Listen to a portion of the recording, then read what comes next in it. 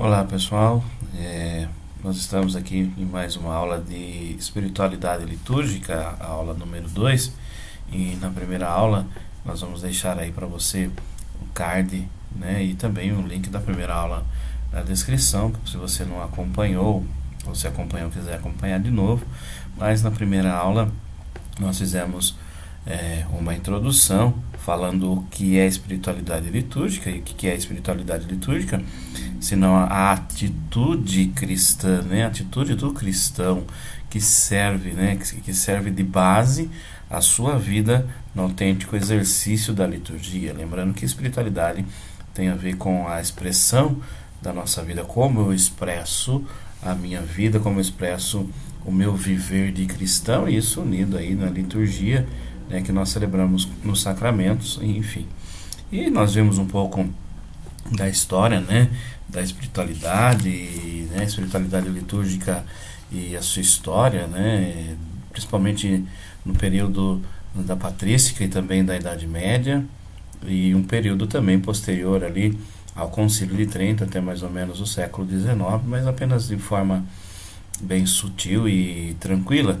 E aí nós entramos na primeira parte da nossa disciplina de espiritualidade litúrgica, falando das diversas espiritualidades, um pouco do carisma, o que é o carisma, o que é espiritualidade, quais são as espiritualidades cristãs, né? E também entramos um pouco nos detalhes, alguns detalhes de formas de espiritualidade cristã, as características, né, da espiritualidade cristã, e lembrando aqui as principais, né, e uma espiritualidade cristã precisa ser trinitária, cristocêntrica, pneumatológica, né, eclesial, litúrgica e também mariana. Então aí as expressões das características de uma espiritualidade litúrgica. E aí a gente viu um pouco também das virtudes teologais, que são fundamento, né, de toda a vida espiritual, né? A vida espiritual nossa precisa estar pautada e fundamentada nas três virtudes teologais, né? Caridade, esperança e fé, né? Fé, esperança e caridade. E também um pouco da espiritualidade sacramental, que já vai entrando um pouco dentro da expressão, né, da vida litúrgica, da nossa vida litúrgica, da nossa espiritualidade também dentro da liturgia, em especial com a celebração dos sacramentos. Na aula de hoje nós vamos falar um pouco sobre a espiritualidade eucarística, né? O que vivenciar, o que a gente vivencia dentro da espiritualidade eucarística, e também falar um pouco da liturgia das horas, né? Que muitos aí acho que têm curiosidade, e que é uma oração, uma liturgia bastante interessante também para todos nós cristãos. Então, vamos lá.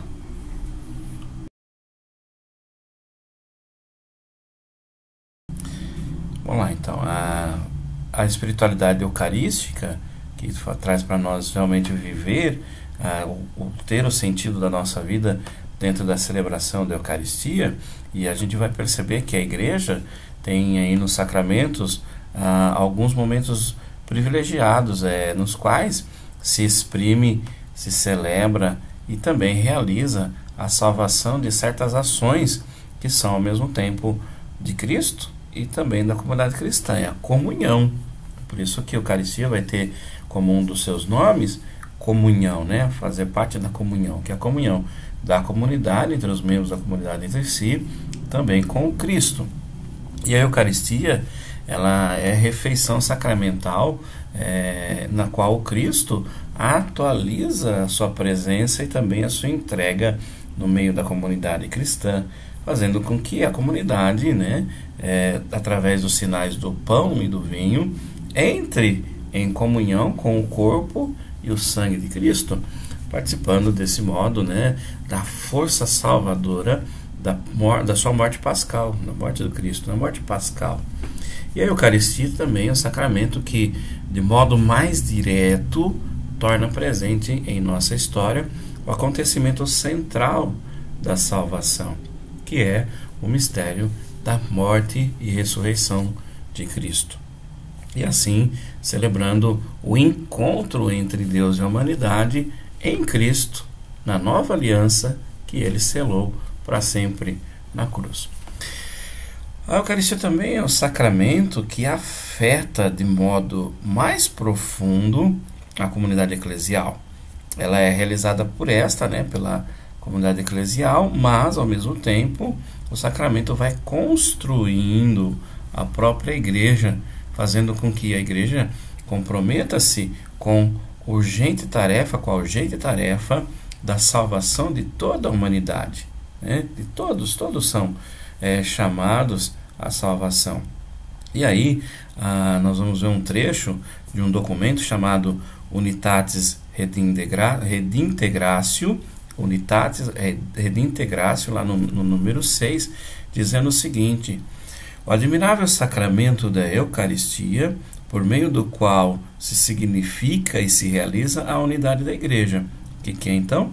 O admirável sacramento da Eucaristia, que por meio do qual se significa e se celebra, se realiza a unidade da Igreja. Bom, nesse sentido, nenhuma comunidade cristã poderá edificar-se se não tiver a sua raiz, não tiver a sua centralidade na celebração da Eucaristia. Vê-se como que uma urgente necessidade que a celebração do sacrifício eucarístico seja centro e ápice de toda a vida da comunidade cristã. A comunidade pode ter vários eventos, pode ter muitas coisas, trabalhar isso, trabalhar aquilo, mas tudo sempre voltado para a centralidade da celebração eucarística. E nós vamos ver isso lá em Teologia dos Sacramentos, mas via de regra a comunidade celebra ao redor da mesa, e vive todas as suas realidades, cuidar dos mais pobres, catequizar os membros da comunidade, enfim, todas as formas sempre culminam, tem o seu ápice na celebração do sacrifício eucarístico. E a Eucaristia, então, é uma realidade muito viva na igreja também hoje. Haja vista que nós eu escuto bastante, as pessoas dizendo que sente saudade da Eucaristia, e é por isso mesmo, porque para nós, como católico cristãos, a Eucaristia é central, ela é nessa realidade da Eucaristia que os valores todos positivos nossos são potencializados, e a gente redescobre a centralidade para a vida da comunidade e para a missão do mundo na Eucaristia. E o processo de amadurecimento sobre a Eucaristia foi sempre uma experiência vivida prazerosamente pela igreja, pelas comunidades, e sem dúvida animada pelo Espírito Santo. A Eucaristia é Mysterium Fidei, porque expressa em termos particularmente atraentes e se realiza em escala máxima, a economia salvífica com que o Deus cristão se manifesta e atua na história. O movimento eucarístico, em que enfatiza o que o Deus cristão, não distanciando-se da humanidade, mas oferecendo à humanidade a sua própria aliança, é um Deus que envia o próprio Filho ao mundo e à história. Entra na nossa realidade, ao infinito, entrando na realidade finita, e que não entra para dominar essa realidade, não entra para dominar a história humana, nem a nós seres humanos, mas que por meio dessa realidade quer servir, e para servir aos homens e às mulheres até tornar-se seu alimento, até tornar-se fonte da sua salvação. E aí, nesse sentido, a Eucaristia é o supremo gesto de fidelidade a uma economia salvífica que provém de um Deus que não se rege segundo a lógica do poder, mas pela lógica do serviço e da doação. Ele não se pauta na lógica do poder, mas se rege pela lógica do serviço e da doação. Aquilo que nós vamos perceber na celebração do lava-pés, Quando Jesus, aquele que é deveria agir, ou conforme a lógica do poder, aquele que é o máximo, né, se coloca aos pés dos mais simples, né, dos discípulos, e lava os pés. É o serviço e a doação. Se doa o máximo de si mesmo na cruz, né? E é precisamente a Eucaristia que nos mostra que o mistério, mais do que uma verdade sobre a qual fazer algumas indagações, o mistério é um acontecimento salvífico pelo qual é preciso deixar-se arrebatar, deixar-se conquistar, deixar-se planificar. É um gesto de Deus que é amigo, cujo amor é tão grande que transforma e supera os esquemas racionais do ser humano. E não é um hieróglifo, né, ao qual seja necessário render-se à capacidade especulativa, né, humana, de criar especulações, de pensar, de criar discursos, mas o caráter misterioso de Deus é que suscita confiança, não competição. Eu não quero competir, eu não quero, nem Deus quer competir comigo, mas vai gerando esse sentimento de confiança, né? Essa confiança mesmo em Deus. E a importância do papel da memória no âmbito da religiosidade cristã se acha já implicitamente proclamada quando se afirma que nossa fé se fundamenta numa história e antes mais do que uma doutrina. O memorial cristão, né, situa-se fora dessa perspectiva por mais de uma razão. Uma delas, a primeira, não é só uma recordação nostálgica, mas é uma apresentação efetiva do próprio evento salvífico, de modo que implica o próprio acontecimento àqueles que dele fazem memória, tá?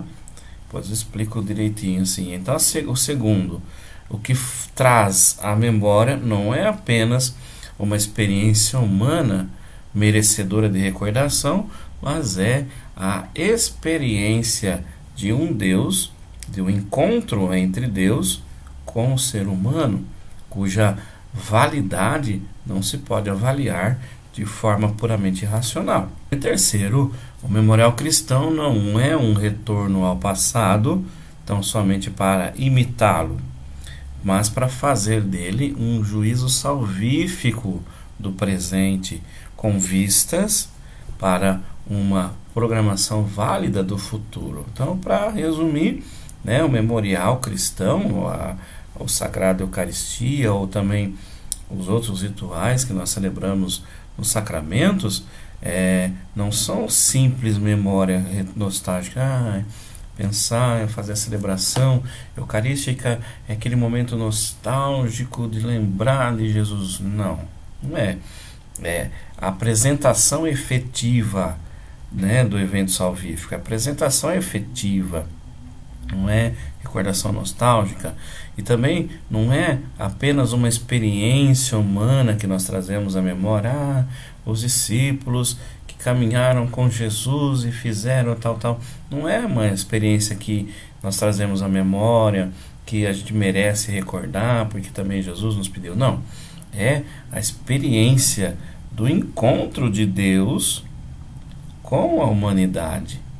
Aquele que é o infinito encontrando-se com a nossa finitude humana, porque nos ama, né?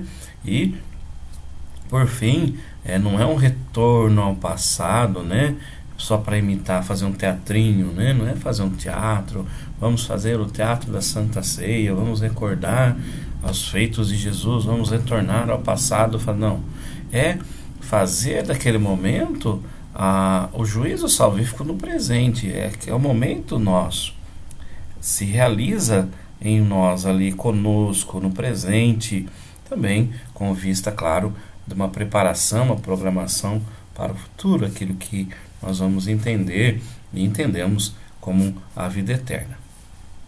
Isso então, posto do que é o memorial cristão. A liturgia cristã é, antes de tudo, Eucaristia, isto é, ela é a ação de graças que nós, todos os fiéis cristãos, independente da nossa condição, celibatário, padre, leigo, enfim, independente, todos os fiéis cristãos, nós dirigimos ao Pai por meio de Jesus na unidade do Espírito Santo, a Trindade Santa. Lembrando que, voltando lá atrás um pouquinho na nossa outra aula, eu dizia que das características da espiritualidade cristã, a trinitária, né? Que tem que ser uma espiritualidade trinitária. E a atitude dos fiéis diante de Deus exprime-se de diferentes formas, claro. Pavor diante do mistério, dor que nos contorce, mas também amor que nos fascina, angústia e emoção, alegria, exultação, pranto, aí depende, né, do estado de ânimo de cada um de nós, como que é a nossa história, como tem sido a nossa história.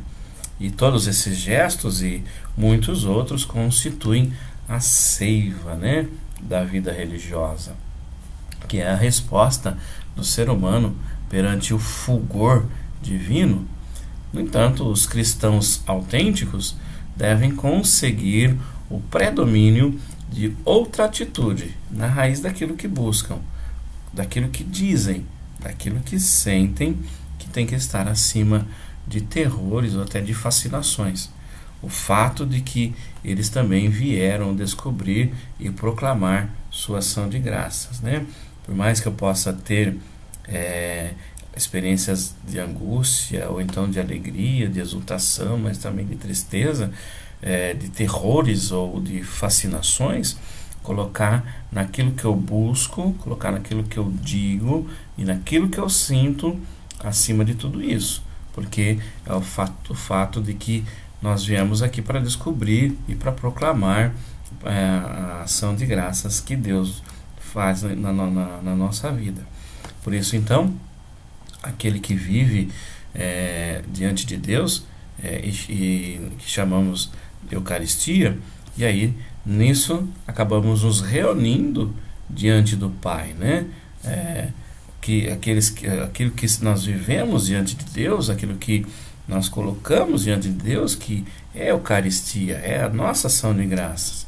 E aí nos reunimos diante do Pai, de quem brotam as grandezas do céu e da terra, e aí nós reconhecemos também a presença dele, cantamos a grandeza com os nossos louvores, agradecemos também aquele dom originário à nossa vida.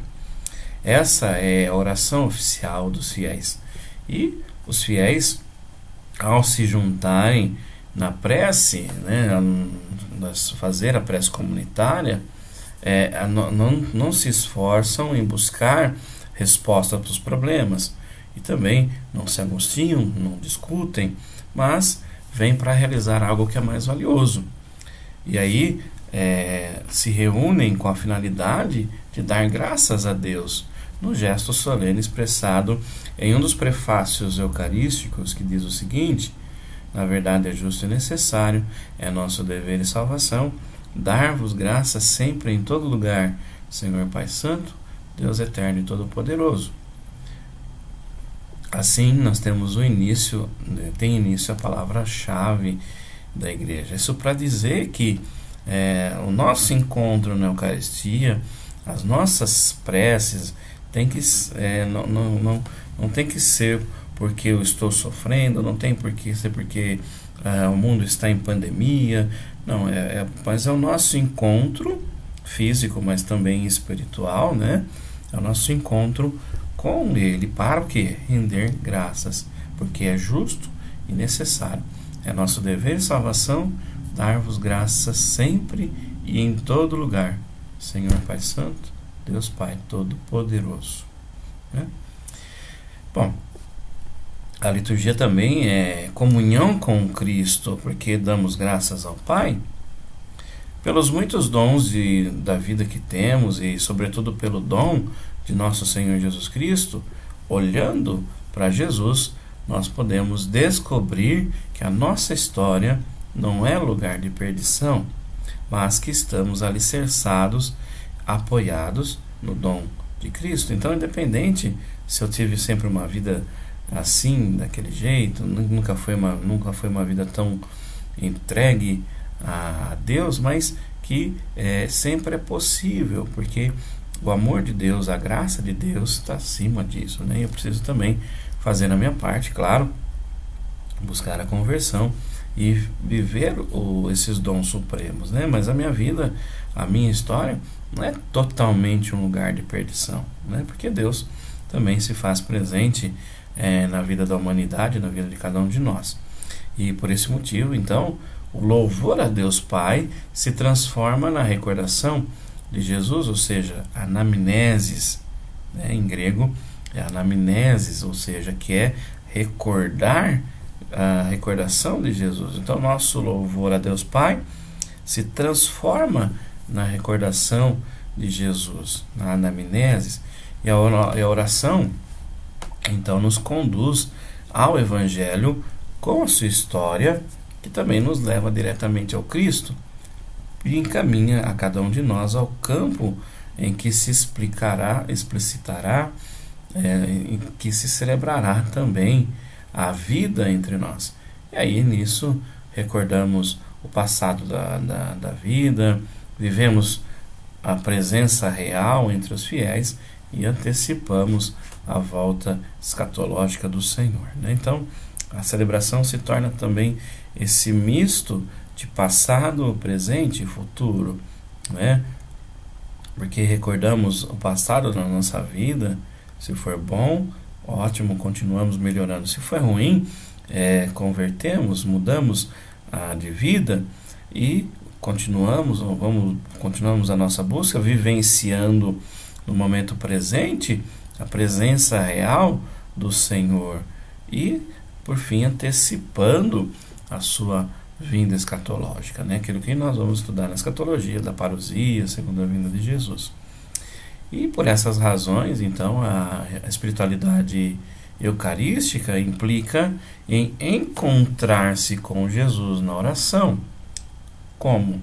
Evocando, celebrando, recebendo como aquele que é o triunfador, aquele que triunfou sobre a morte, também é o fundamento da vida. Desse modo, a oração ela se torna encontro pessoal com Cristo e também campo de vida e surgimento da igreja. E surge a igreja na comunhão pessoal de cada um de nós com Cristo, ali como assembleia também reunida, formando uma comunhão de irmãos, e aí abrindo-se, né, o campo da vida e o surgimento da igreja. Por que abrindo o seu campo da vida? Para levar as demais pessoas, né, dar testemunho daquilo que eu celebro também para as demais pessoas. A oração da igreja é também epiclese ou epíclese, né? Depende aí, alguns falam epíclese, epiclese, que significa o quê? Invocação do Espírito Santo. É o momento em que na Eucaristia o sacerdote debruça as mãos sobre as espécies eucarísticas. Aquela oração é essa chamada de invocação do Espírito Santo, epiclese, e só desse modo se completa então o mistério trinitário. E aí damos graças a Deus Pai, recordando Jesus Cristo e recebendo a presença santificadora e transformadora do Espírito Santo. Até aí, então, até nesse momento, é tudo ainda trinitário, né? Porque damos graças a Deus, que é Pai, recordamos Jesus e recebemos a presença santificadora e transformadora do Espírito Santo. É todo esse momento da epiclese, né? E assim, no âmbito da grande celebração, nós chamamos o Espírito para que venha e transforme o pão e o vinho que são da história, que estão na história, estão ali naquele momento, no Cronos, né? Dentro do tempo, mas que se transforma em algo além do tempo. e de maneira que se tornem o corpo e o sangue de Cristo dentro da igreja, ou seja, é o Kairos, né? É o nosso momento de Kairos dentro do nosso Cronos. Em suma, a Eucaristia ela se define como presença sacramental de Jesus em meio aos fiéis que celebram a sua recordação, cantam a sua grandeza e aguardam sua vinda. Olha que coisa profunda que a Eucaristia é muito além, né, do que nós às vezes experimentamos e se nós pararmos para pensar, realmente nós ainda não experimentamos nem 10%, muito menos nem 1% de 10% do que seria realmente a grandeza da presença sacramental de Jesus ali no nosso meio. E aí nós celebramos em recordação, cantamos nossos louvores à grandeza do Senhor, aguardando esperançosos a sua vinda. E a celebração cristã do mistério, pelo gesto eucarístico, leva-nos a um campo de experiência bastante diferente. Ela nos conduz ao tempo de Jesus, é o que eu dizia, né? O nosso Cronos, né? No tempo do relógio, que é o tempo físico nosso, nos conduzindo ao tempo de Jesus, ao Kairos, né? Que não tem limitação, não tem a limitação humana, mas fundamenta-nos na história salvadora de cada um de nós, na história salvadora da humanidade. E aí não se trata aqui, no entanto, de escapar do tempo e refugiar-se no que é eterno. Não é nada disso.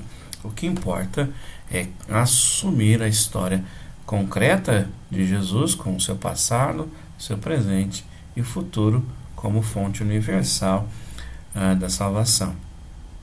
E aí a comunidade reunida para a celebração eucarística celebra então o sacrifício de Cristo, realiza seu memorial, proclama-o, dá graças a Deus associada a ele. Cristo incorpora a sua igreja ao próprio acontecimento da sua Páscoa e o faz, sobretudo, pelo gesto simbólico da refeição. E na comunhão com Cristo, com o corpo entregue, com o sangue derramado, é que a comunidade concelebra e se incorpora ao sacrifício do Senhor. Não se trata de um sacrifício seguido de uma refeição, não é isso. Não é um sacrifício depois da refeição, não. É algo muito mais, já é a refeição eucarística, que ao mesmo tempo é sacrificial, que Jesus se entrega, comunicativa do único sacrifício do Cristo. Tá?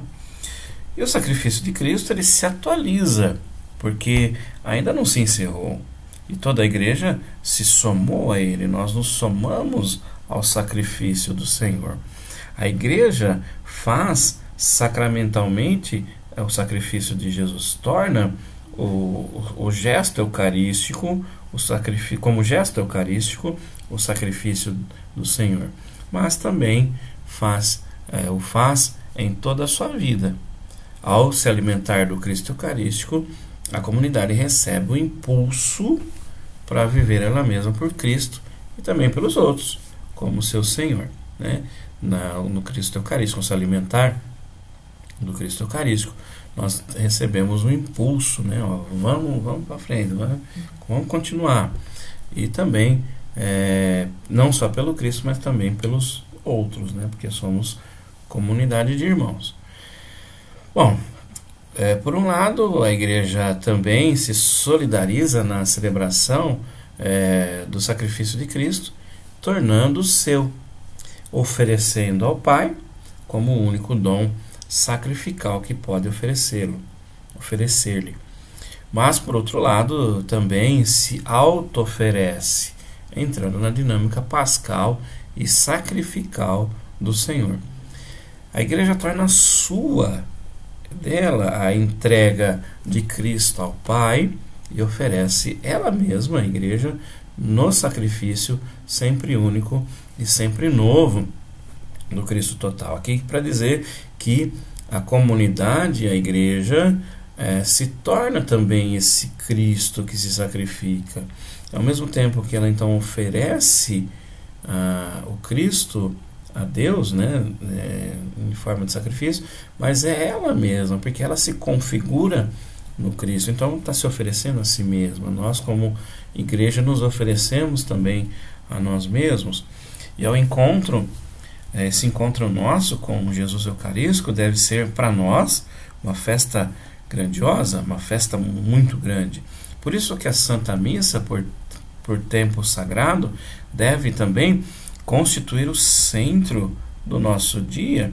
Deve ser o momento mais desejado, mais esperado, mais cobiçado, porque assim, como é necessário um alimento material para a gente subsistir, é também necessário um alimento espiritual, que é a palavra de Deus, o seu corpo e seu sangue, a fim de que ajudem-nos a nos alimentar o espírito, fortalecendo a nossa fé em Jesus, que se entregou por nós, e encorajando também a nossa esperança nas promessas divinas e inflamando nossa caridade ao tornar presente o reino de Deus no próximo. Isso tudo para dizer que a Santa Missa, não à toa, é o ápice do nosso encontro. A Santa Missa constitui o centro da nossa vida, do nosso dia, né?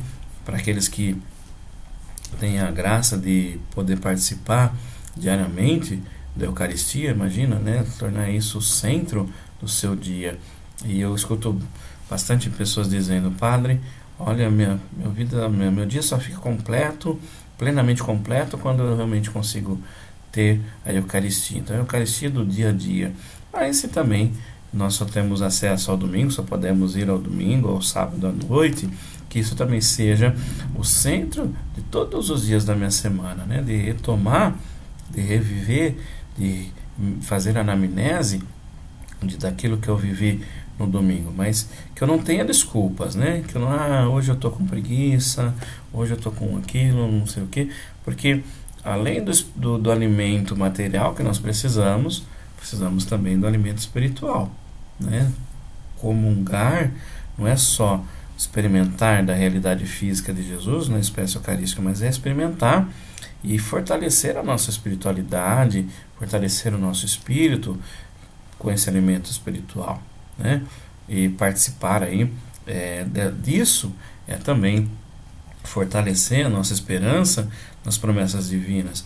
Por mais difícil que as coisas estejam, mais difíceis que estejam, nós vamos na Eucaristia e também na comunhão espiritual da Palavra de Deus, nas espécies eucarísticas, nos fortalecer, encorajar a nossa esperança.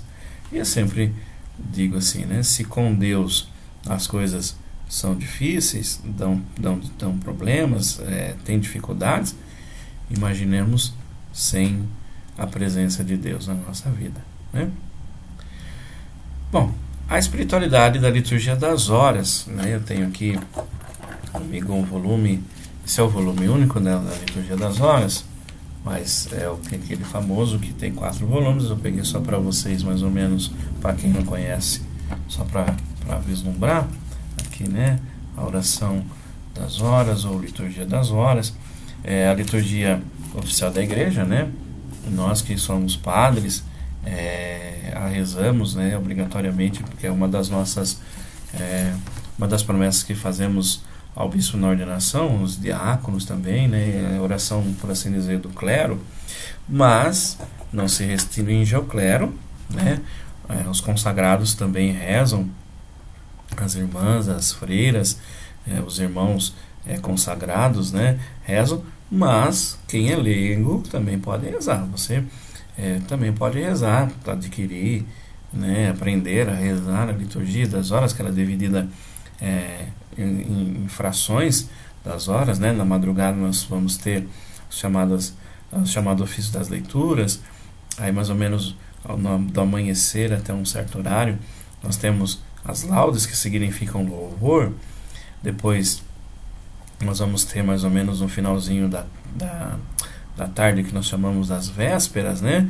E antes de dormir, as completas. E nesse entremeio nós temos as chamadas horas médias, que nós podemos rezar às 9 da manhã, ao meio-dia, né? Antes de almoçar, e às 3 horas da tarde, né? Então são os períodos das horas. E aí cada uma traz aí dentro da liturgia, seguindo também a liturgia, o tempo pascal, o tempo comum, quaresma, o advento, né? Trazendo também a espiritualidade do tempo litúrgico, né? Então é muito interessante. Até um tempo atrás se era meio que não é permitido aos leigos, mas hoje em dia fiquem tranquilos. Se você quiser aprender, tiver curiosidade, quiser rezar, é mais um instrumento, né, de oração para toda a igreja, tá bom?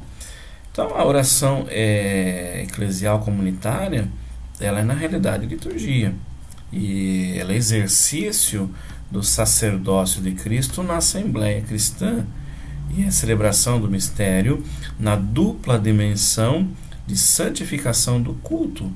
É uma celebração da oração, a liturgia das horas. A oração eclesial comunitária é celebração da oração. O Concílio Vaticano II, lá na sua Constituição sobre a Sagrada Liturgia, a Sacrum Sanctum Concilium, vai tratar do ofício divino, né, ressaltando o caráter, né, do ofício divino como oração eclesial. Baseando-se nisso, o Papa Paulo VI iniciou uma reforma que refletiu na ordenação geral da liturgia das horas. Está lá no decreto chamado Laudes Canticum, de 1970. E essa ordenação geral da liturgia das horas traz assim alguns aspectos que eu queria ver com vocês. Primeiro aspecto, o ofício divino se desclericalizou, como eu estava dizendo um pouco atrás. O ofício divino deixou de ser aquela oração quase secreta, exclusiva dos clérigos, das monjas, dos monges, e transformou-se em fórmula de prece para todos os que professam a fé, para todo mundo, para todos os que professam, que participam da vida da igreja, né? Podem agora fazer o ofício. Então se desclericalizou. Também tornou-se comunitária, como forma de prece aberta a grupos paroquiais, movimentos cristãos e diversas comunidades. Eu conheço vários movimentos na igreja, né, que faz, né, a oração das horas, o ofício divino, né, sentam-se juntos ou então aprendem individualmente, mas que fazem, né, movimentos cristãos ou comunidades, né, padres que, por exemplo, antes da missa faz com a comunidade a véspera, a oração das vésperas ou a oração das laudes quando é de manhã, né, para que a comunidade sinta-se também habituada com esse tipo de oração. Também o ofício tornou-se mais criativo, né, mais criador, por meio da oração e também da recitação dos salmos que nós temos no ofício divino. Foi possível acrescentar também a nossa espiritualidade, a nossa relação com Deus de uma maneira até mais litúrgica, né? Tornou-se também mais cristológica, isto é, mais arraigada no mistério, com raízes no mistério que é Jesus, aquele que é o Cristo, dado que uma oração e uma espiritualidade não centradas em Jesus Cristo, em seu Evangelho, são contrárias à exigência e ao próprio mistério da Igreja. Lembrando lá uma das características da espiritualidade cristã, que ela é trinitária, pneumatológica e cristológica. Então, o ofício divino tornou-se mais cristológico, a oração tornou-se mais cristológico, né? A liturgia das horas.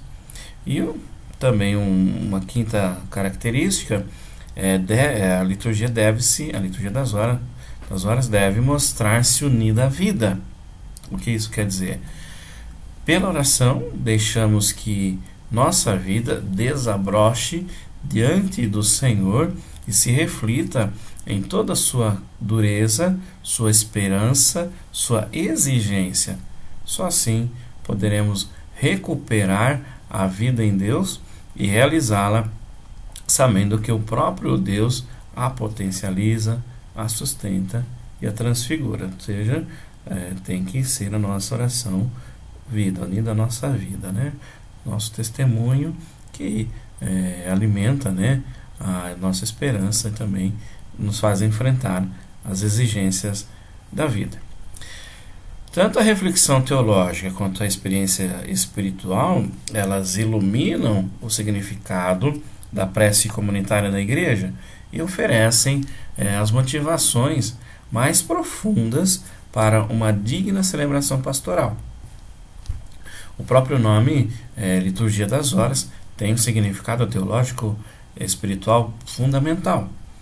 Por sua especificidade, entre outras ações litúrgicas, é uma celebração da oração, sendo de fato um verdadeiro microcosmo da Bíblia e de toda a tradição cristã, porque nós vamos ver, né, na Liturgia das Horas não só as leituras, né, a recitação dos salmos, as leituras que nós temos tiradas também do Novo Testamento, mas tem a reflexão e a meditação de muitos padres da igreja, né, da tradição cristã, e entre outras orações, né, e tudo mais.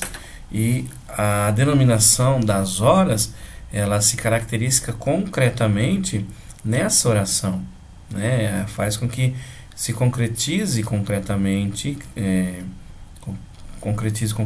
redundante, mas que se concretize essa oração que está presente em todas as outras celebrações litúrgicas, envolvidas sempre no diálogo de santificação e também de culto, né, culto de palavras, culto de respostas, né, por isso que foi fundamental a reforma litúrgica do Concílio Vaticano II, que nos deu essa possibilidade de a celebração não ser somente um monólogo do sacerdote, mas exposta da comunidade.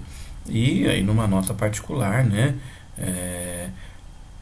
trata-se de uma oração que marca o ritmo do curso do dia e põe sua cadência celebrativa nos diversos momentos da jornada, com uma memória dos acontecimentos salvíficos ocorridos nos distintos momentos do dia, como a oblação e santificação do tempo propício que a igreja cristã passa entre o trabalho e o descanso, tá? Entre o trabalho e o descanso. Existem fundamentalmente 3 linhas teológicas e de espiritualidade na liturgia das horas. A primeira é a dimensão litúrgica, a segunda é a especificidade da oração e a terceira que é a inserção no tempo da salvação e no tempo da humanidade. A estrutura essencial da liturgia das horas consiste num colóquio, numa conversa entre Deus e nós seres humanos. Nesse colóquio é que está o diálogo da revelação, é que está a história da salvação.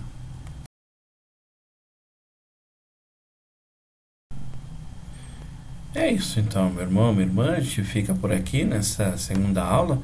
Espero que vocês gostem. Qualquer dúvida, qualquer sugestão, também reclamação, você pode deixar aí nos comentários desse vídeo ou pode estar entrando em contato aí diretamente comigo. Mais uma vez, obrigado aí pela sua audiência, por ter nos assistido nessa segunda aula. A gente se encontra no próximo momento. Até mais. Tchau, tchau.